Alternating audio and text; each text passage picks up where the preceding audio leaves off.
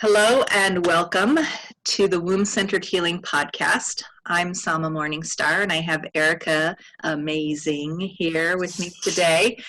Today we're going to talk about the Bio-Mystical Womb Apprenticeship program. Erika has been participating in this program and I wanted to give you a chance, Erika, to share about your experience in the program so listeners who might be interested in this program and learning about it can hear about what your experience is.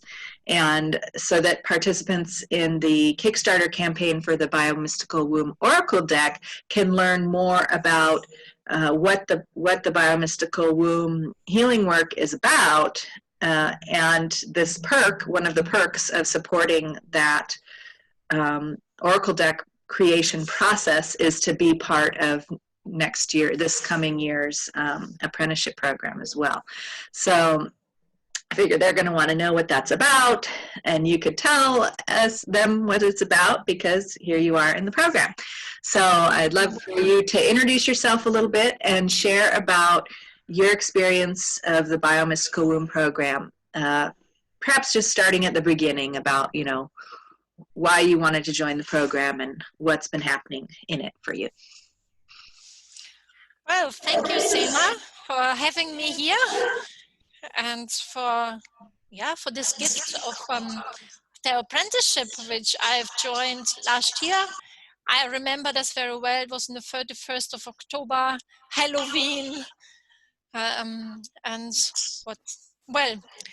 To start off, I'm Erika. Yes, I'm known as Erika Amazing because my website is called like that, erikaamazing.me, which interweaves my name, Maizi, in it. And my whole work has got to do with weaving of different threads through embroidery, like you see in the back of my dress, and like very sacred embroidery, which I learned from indigenous women from my ancestral background, Siberia, Kazakhstan, Mongolia.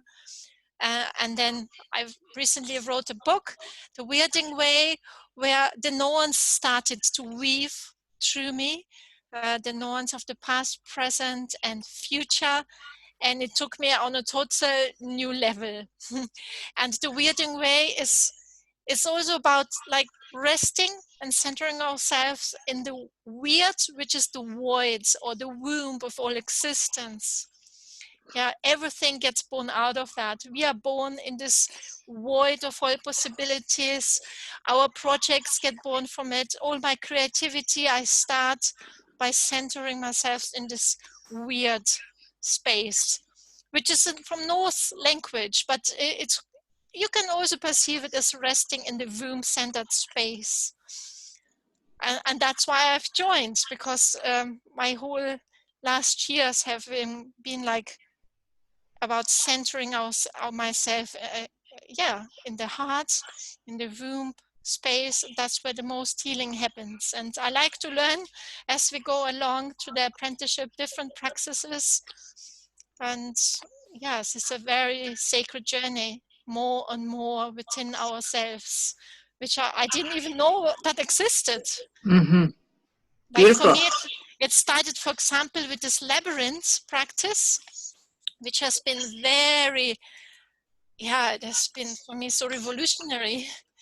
And I have embroidered it here. I've learned from you how to do this 7 seeds labyrinth. And I've embroidered it because that's how my soul likes to express herself, through embroidering. And I actually even pass it on to other women now and teach how to do their own labyrinth, just to show one example of what we learn in the apprenticeship, which was groundbreaking for me. Yeah. Mm-hmm. Beautiful. So how did this labyrinth practice of creating your own labyrinth, how has that, how was that so transformational for you? What did it do for you to learn how to do that? How did that energy of the labyrinth, how is that supporting you in your life? and in your inner world. Two options to talk about, yeah. Well, because it's such a physical, creative way of how to go from the outside in, for example. And I combine it with my own practice of going to the weird space and set ourselves in this like void. And this is a good complementary practice. It's very meditative to go from the outside into to the center of our existence, and also outside. And if you do it during the meditative practice, even like doing the labyrinth is a meditative practice. And you can combine it with your own practice of meditation or doing the mantras. Like I also like to chant, like what we do to the womb singing. It's in my practice, like I chant the runes, which is a very old shamanic practice called Galder in the Nordic tradition. And we are chanting. I also chant the weird. And if we do that, whilst we also follow our path of the labyrinth, it's like an intentional creativity of centering ourselves. And beautiful. that's how I like it very much. Yeah, so it sounds to me, and because I know about your embroidery practice, that the creation of the labyrinth, for you embroidering, for someone else might be drawing or painting or gluing things on. I've made many labyrinth pictures by gluing stones or shells or sand or different things. And that is a meditation in itself, creating this labyrinth. But then once you've created it, what it sounds to me like you're doing is utilizing this labyrinth perhaps to trace with your finger or with your eyes the path of the labyrinth as a meditative tool while chanting or something else. And so it sounds like it's enhanced and strengthened and nourished your centering practice of finding your place at the center of the womb space in that infinite potential of creativity that we all have inside of us, and that you keep returning to that labyrinth practice in your as a centering practice to then be able to birth forth and return outward into the world. Does that sound like what you were trying to say? Yes. Very well summarized, yes. And it's very much about this intentional creativity. My practice, I've also learned through a Red Threads guide program. It's all about intentional creativity, like I do my art from this centered space, from the womb space, or what I call the weirding way. It's about consciously connecting with our soul and then setting intentions. And then all creativity becomes something, it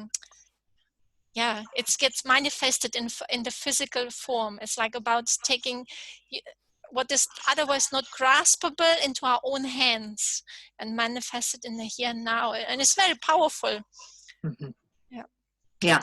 And we're about to do, we talked about doing some sacred embroidery with the other apprentices. So, from the beginning, you sort of offered to participate as a guest instructor, and we hadn't gotten to the segment where you had something that you had planned to offer, but now we're sort of realizing that for this segment that we're on now, the creative fertility segment, that some of these things that you're saying are perfectly applicable. And some of the feedback that I've been getting is that the other apprentices want more of this kind of creativity, of intentional creativity and creative fertility, where we're taking our inspirations, our visions, we're by doing artwork or embroidery, which is one form of artwork, but painting, writing, embroidery, dance, singing. Yes.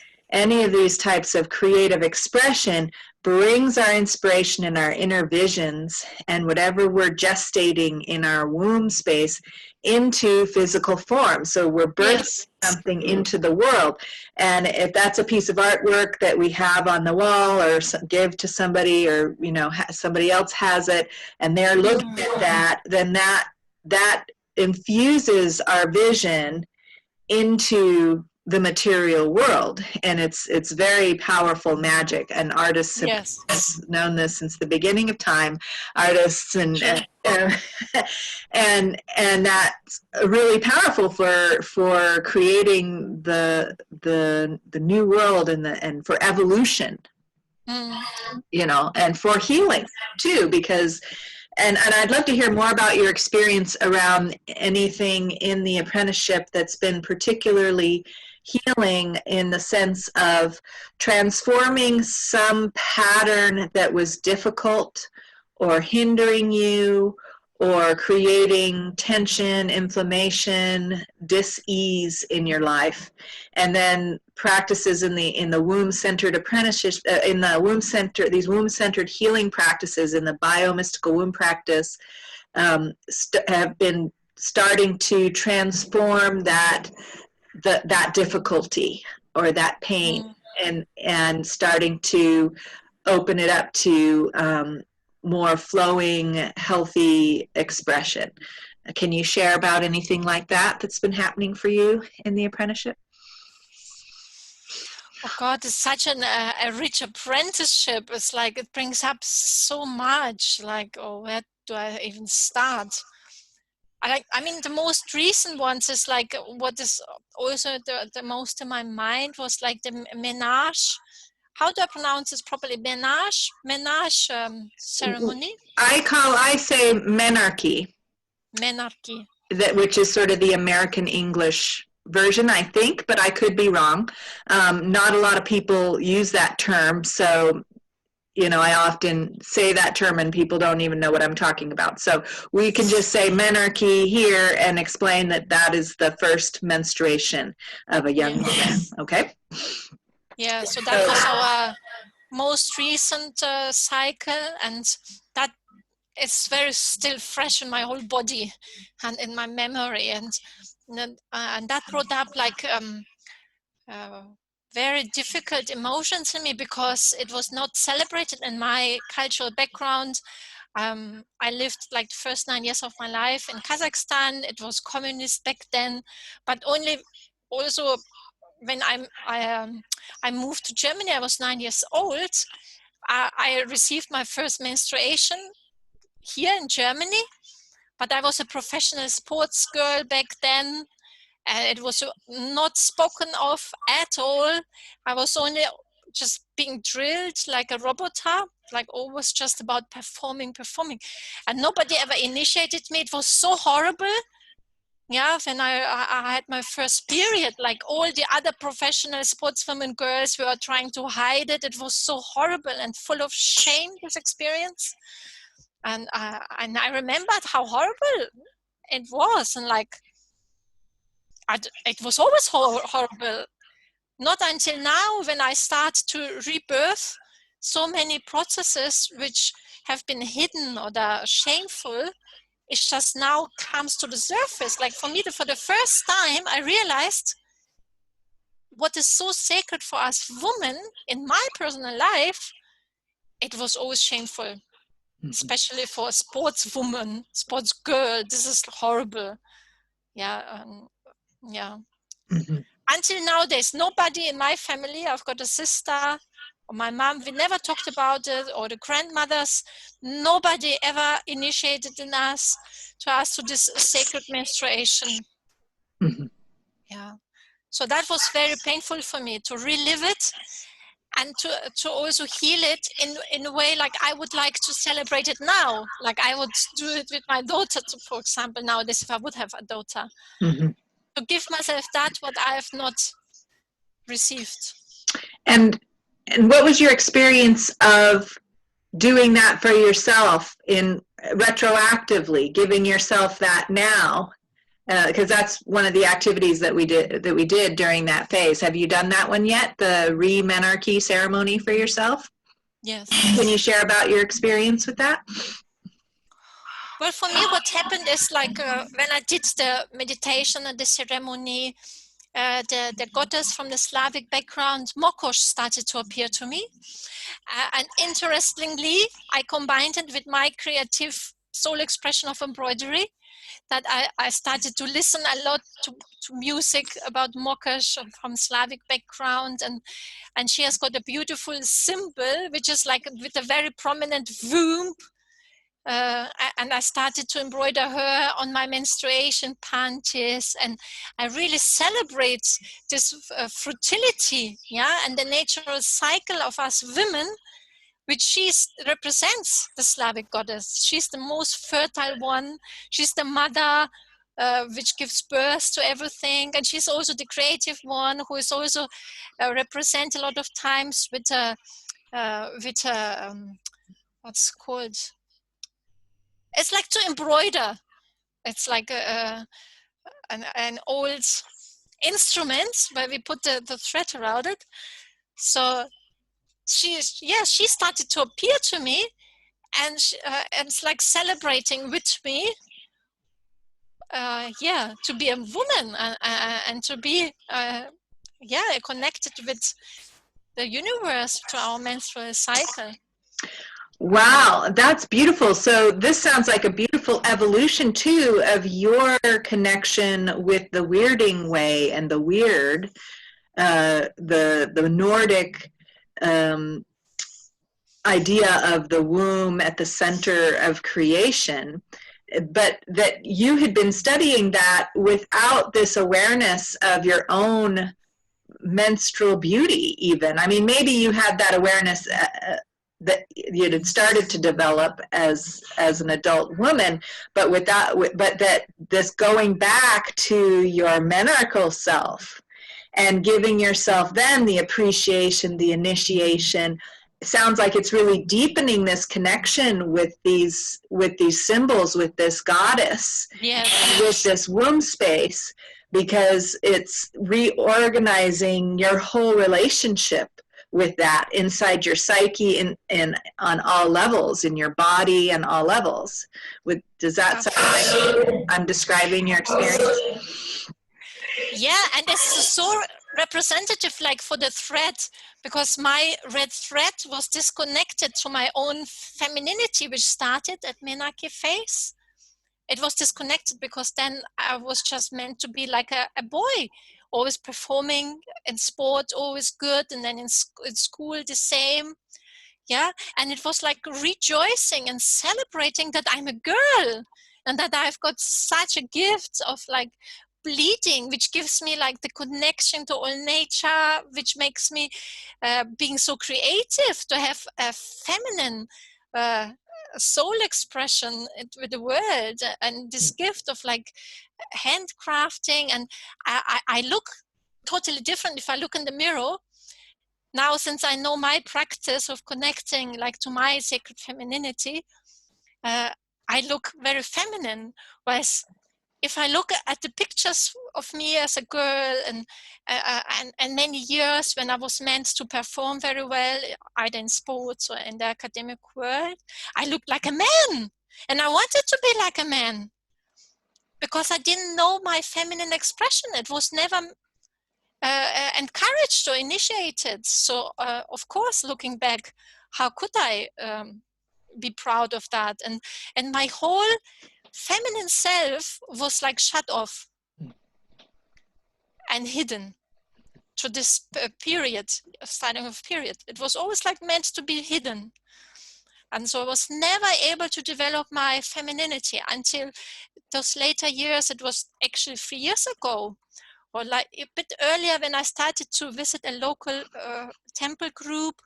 And then I started to waken up to my femininity, which is not very long, 5 years the most. And then it continued like with me having this like handcrafting expression and passion. And then bit by bit, And now to the apprenticeship is like really reinitiating so many different phases of my womanhood. Beautiful, beautiful. And so this Menarche reinitiation is fresh because we just completed that program, but I know that you've been that part of the program. But I know that you've been very involved with all the prior parts. Can you share about we did a whole reparenting segment before that, where we worked with our experience of whether or not we were breastfed and different experiences that we may have had growing up that initiated us well or not so well into growing up and being an adult, and the examples that our parents gave us and like that, and what we learned about that, and bringing our current adult womb power that we're developing to those moments that need our healing attention. And we also did that with our birth experience and our experience being gestated in our mother's womb and being conceived, and the ancestral council moments before we were conceived, when our soul purpose is being discussed and decided upon and initiated. Do you have any aspects of those parts of the program that you can share about that have been impactful for you and helped with changes in areas of struggle or difficulty? Oh, wow. Because as you all viewers probably can imagine, this is going so deep, like all of these initiations that bring up so much. Like right at the moment, what comes to me is like also this wound, like of having never been breastfed. Like, and my mom, like I mentioned before, we come from communist country, Kazakhstan. She was meant to go to work straight away. She spent probably time 2 weeks the most, or 4 weeks, and then she had to go straight away to work. So I never had this bonding with my mother. She never breastfed me. So that came up as well, that I was like abandoned in a way. And it's so sad. Like, it was very sad for me to go through this phase, but also to embrace that and develop compassion to my mother. I mean, she didn't know it better. Everybody, all women in communist countries were meant to go to work straight away. And I know now, I understand much better now why she was also so sad and depressed all the time here in Germany, because she was never meant to really live her wishes, and she was disconnecting from her ancestors, then moving from Kazakhstan here, and always had to work so hard. So I really felt to this stage like what my mother was also never able to live. She certainly was never initiated in any of those feminine things at all. Even though she was such a creative soul, she was an engineer. She always was meant just to work. And that's so sad. Mm-hmm. And what a big ancestral lineage didn't experience any of this, what we can do in the apprenticeship and beyond nowadays. Mm-hmm. And so what I'm hearing you share about is that there's a grief that I'm sure you're not alone. I know I've felt that grief, and I'm sure that others can relate to that grief of recognizing what our mothers were going through that was so unsupportive of their natural instincts to care for their babies. And so I know that mothers felt that same like heartbreak of basically abandoning their baby at this tender time of 4 weeks postpartum and having to bottle feed them and leave them in the care of other people to go back to work. And so I'm curious, besides this, just recognizing this grief about your mother's experience and perhaps even some of your own grief about your own experience of being a baby in those circumstances, what was your experience? Because I know some of the practices that we did in the apprenticeship was to give that baby self, that infant self, some of that love and care that might have been missing, and help that infant self to latch on to Divine Mother in place of the mother that was unable to provide that bonding. Did you have any experiences with those practices that you can share about, of giving that baby you what was missing? Well, we've done zum Beispiel, for example, womb yoga.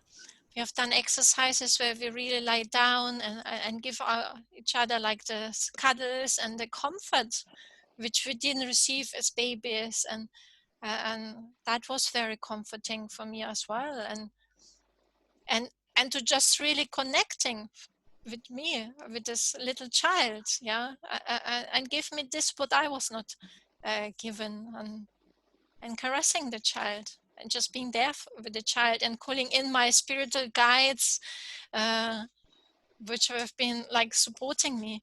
I, for example, have got very strong connection, like with the free nuns, of course, like I mentioned before, and they're always on my side. And my grandmothers, I've invited them from my ancestral side, and and just build this as a protective kind of aura, and giving myself as a little baby that what I was not given.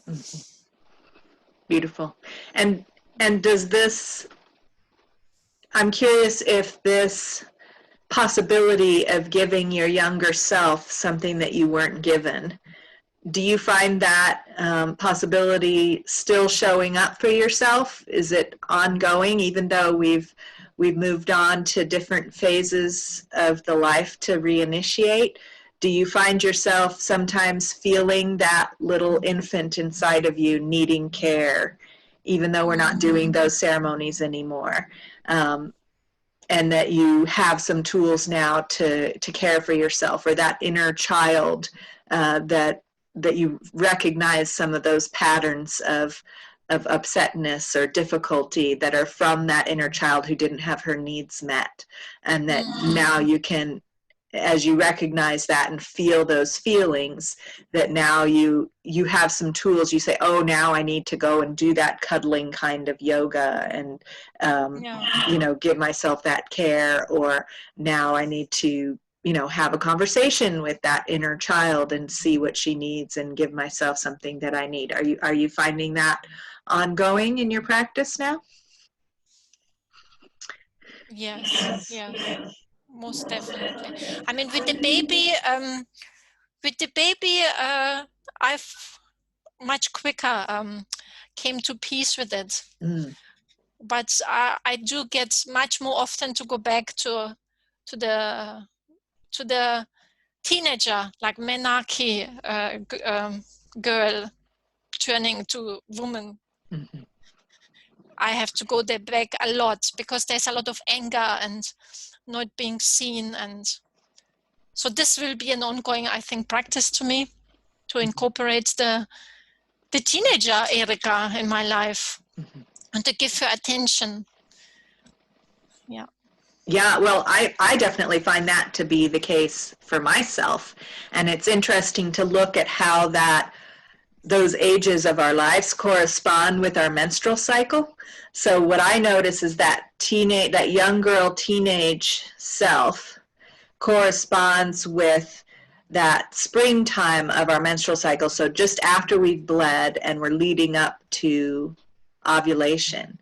And that's where I tend to have irritability. So instead of premenstrual irritability, I tend to have post-menstrual irritability, where all of that anger and frustration from my teenage years that didn't have a safe space for expression, where I wasn't receiving the support and the initiation that I needed into my womanhood, where the models of what it meant to be a woman were so painful, because I was watching my mother be neglected, abused, disregarded, all the things that I was seeing happening from my mother. And there's a sort of a raging against that as a teenage girl, saying, no, I don't want to live a life where that's what it is about, you know, that Yes. pain. Well, I didn't want that. So, you know, without having a healthy model of a fully supported adult woman to emulate, Mm. was nothing to go towards, and it was just this rage and no, I don't want that. And so there's part of me that there's a constant narrative of something's terribly wrong here, Yes. and that it comes up the strongest in that phase of my cycle, Mm-hmm. you know, between menstruation and ovulation, where that's like the teenage years of our cycle every month, right? And that's when it comes up really strong of like, something is terribly wrong here, you know? Yes. And I feel this is so full of vitality. This is actually the time, where we are full of life. It's like just really spreading out, like where we are becoming grown-ups and really just go and take on the world. And I always feel this energy in my body, but then also the pain that I was never initiated to live this life force energy, this feminine vitality, and there's still this anger about this and the feeling into this leg. And it's for me, it's the biggest pain point of not living my life, my vitality, what I came here. And that's when I feel that the most. And so what are you implementing now? I know it's really fresh, this awareness of this, but I'm curious if you're getting any inner guidance, or if you've been experimenting with what you can implement, particularly at that phase in your menstrual cycle when it's really the strongest, but of course at any time that it might come up, because it doesn't have to be just then, right? It could, that energy could come up at any time. So what practices are you finding useful to implement when you feel all that anger and that conflict between this vitality that you want to express and all this unresolved anger or whatever else is happening from that teenage girl? Well, what I love to do is like this womb singing. Like you always do the womb singing and the dancing, and I love doing that, because in my own space I can do it like really loud and I don't care. I most of the time do the practice when my son already sleeps and everything. And then I like turn it up, and then this dancing and this chanting, I really love this. This is for me a very good form of expression, and obviously continuing to find my expression like through writing, which I do anyway. Like I've written my book, and I've actually got material like for 7 or 10 books. Now it's like unleashed, and we do always the journaling, and I love it. It's so beautiful to get out of what is usually done in the head, to find a form of expression. It's either painting, embroidery, writing, and the dancing and the singing. And what was totally new to me to the apprenticeship is the steaming. I didn't know that at all, but that has proven to me also very, very useful in bringing up those rather like subconscious things. I'm fully, I cannot prove it, but if this is a practice, if this brings it all up from the root up to the surface, to the steam, and to the dancing over the steam, and that's how it works, even though I cannot really prove it. Well, you're proving it with your experience. I mean, there's lots of different ways that scientists prove something, right? One of the ways is to do case studies, and that's what you're participating in. This program, this first round of it at least, was a research program to see, okay, I have these ideas, I'm going to invite some people to participate and find out what happens when we do these practices together, right? And each of us in our homes around the world, but coming together to say, this happened, and this happened, and this happened, right? But one of my theories is that it's going to be different for everyone, Yeah. So, you know, just because somebody else has a different experience doesn't mean that your experience is disproved. Right? So that whole idea of proving it, we can just toss that one out the window. How's that? Yeah, But toss it out. toss it out. But coming back to our own individual valid experience, and it sounds like the movement and sounding vocalization is really powerful for you, and I find that to be the case too for this young teenage woman. Yeah, we have been silenced. Who's been silenced, exactly, Yes. who didn't Yes. have permission to express her anger or anything. And that Yeah. where the whole, like, she's coming into this world as an adult, a young adult woman with all this intense energy and power, and nowhere is it validated. Yes, except of sports with me now. Yeah. But it's not supportive in the feminine expression at Right. all. I was fortunate. The more women that I hear tell stories like what you're telling, where there was no avenue of expression that was validated at all, I feel so fortunate because somebody when I was 13 gave me this beautiful journal and I started writing poetry. And then I had in my high school years, there was a yearly poetry journal that was published by one of the newspaper publishing, the journalism teacher put out this poetry journal every year. So there was some avenue of validation for that flow, but that didn't, there was no societal validation. I mean, how many poets do we know that don't really make a living off of their poetry? There are few and far between who manage to do that. And it's usually because they lived their whole life doing something else to make a living and then retired or, and said, you know what, I'm just going to do what I really love, which is poetry. So,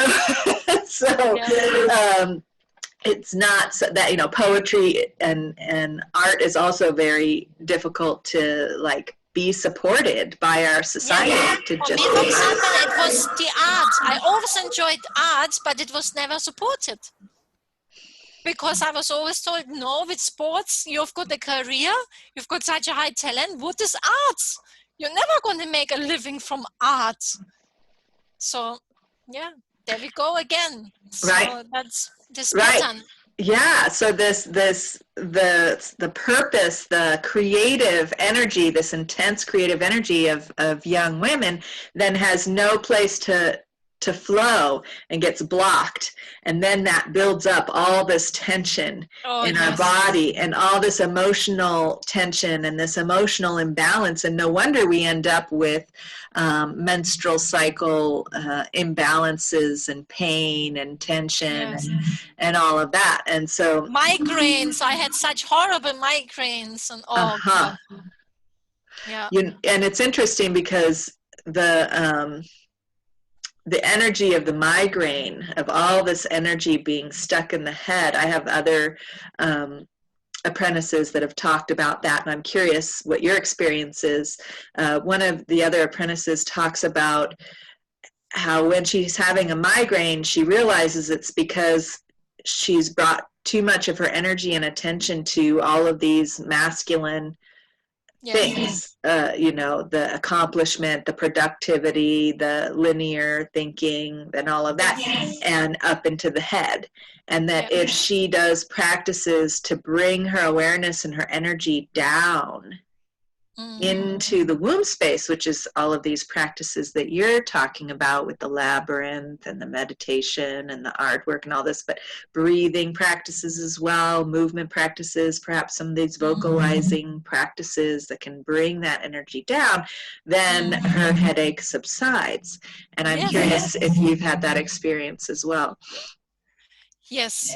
Definitely. And being more conscious about the menstrual cycle and just taking more breaks and going with different energies, that really helps. And yes, I certainly notice a big difference since, I'm fortunate to have learned about the feminine practices.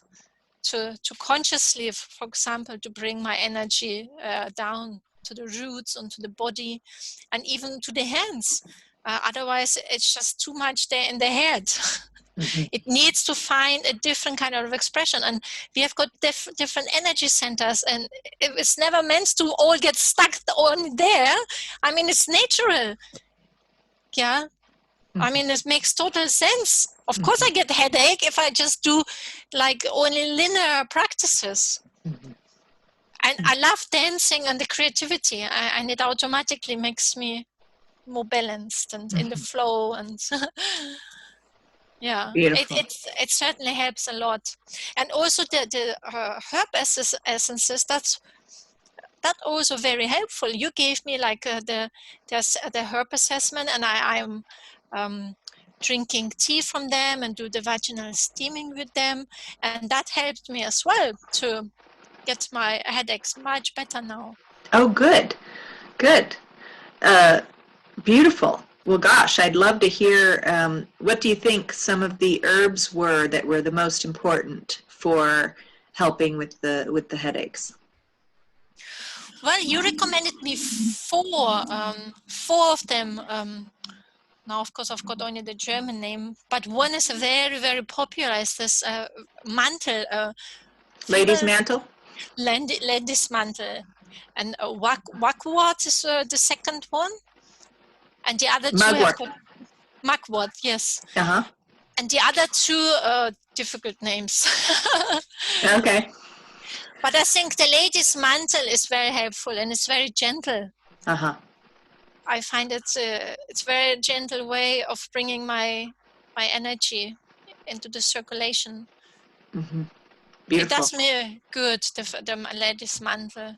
Oh my goodness, and I love the name of that herb. It always reminds me of like ladies' mantle, like this beautiful cloak. Yes. That holds us and protects us and nourishes us and keeps us warm, and right. Yeah. It just feels so nurturing. Yeah. True. Beautiful.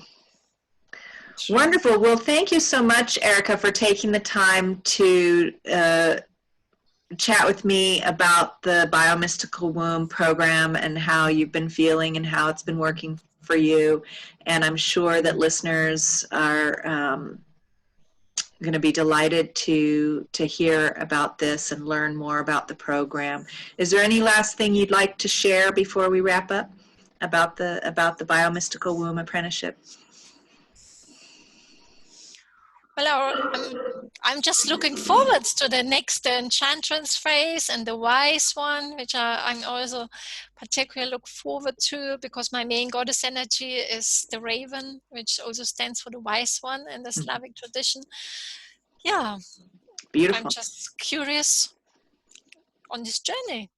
All right. Well, wonderful. I'm curious and looking forward to those parts of the journey with you as well. So thank you so much for joining me. And listeners, if you want to learn more about the Bio-Mystical Womb Apprenticeship, you can go to the website, which is wombcenteredhealing.com, and look for the Bio-Mystical Womb page. And you can also check out the Kickstarter campaign and support the Bio-Mystical Womb Oracle deck. I'll put the link in the show notes here, and find out more about the Oracle card deck. And there's a really lovely package deal of getting your Oracle card deck and your apprenticeship membership for next year as part of that Kickstarter campaign. So if you're interested in all of that, check it out. All right, so that'll be all for now. Until next time, have a wonderful day.